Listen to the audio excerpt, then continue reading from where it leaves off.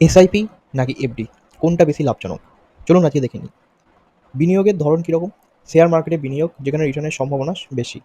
এফডির ক্ষেত্রে কি? নির্দিষ্ট সুদের হারে ব্যাংকে জমা দিতে হবে। রিটার্ন কেমন আসে? মিউচুয়াল ফান্ডের ক্ষেত্রে 12 থেকে 15%, যা মার্কেট কন্ডিশনের উপর নির্ভর করে। কিন্তু এফডির ক্ষেত্রে সেটা 6 থেকে 7%, যা ব্যাংকের সুদের হারের উপর নির্ভরশীল। সুদের ধরন, এটা চক্রবৃদ্ধি হারে সুদ পায়, আর এটা নির্দিষ্ট সুদের হার অনুযায়ী স্থির থাকে। ঝুঁকি, মিউচুয়াল ফান্ডের ক্ষেত্রে বাজারে ওঠানামার কারণে ঝুঁকি রয়েছে, আর এফডি প্রায় ঝুঁকিমুক্ত। ট্যাক্স সুবিধা, এসআইপি করলে অবশ্যই ট্যাক্সের সুবিধা পাওয়া যায়, আর এফডির ক্ষেত্রে 5 বছরে কিছু টাকা ছাড় পাওয়া যায় ট্যাক্সের ক্ষেত্রে। লিকুইডিটি মানে টাকা তোলার সুবিধা কীরকম? এসআইপিতে আপনি একটি নির্দিষ্ট সময় পার না হলেও টাকা তুলতে পারবেন, কিন্তু এফডিতে যদি নির্দিষ্ট সময়ের আগে টাকা তুলতে যান, তাহলে তার জন্য আপনাকে কিছু পরিমাণ ফাইন বা পেনাল্টি দিতে হবে। এবার উদাহরণ নেওয়া যাক, 10,000 টাকা মাসে 10 বছর করে যদি আপনি এসআইপি করেন, তাহলে আনুমানিক 24 লাখ টাকার বেশি হতে পারে। এটা একদমই সম্ভাব্য। আর এফডির ক্ষেত্রে কি?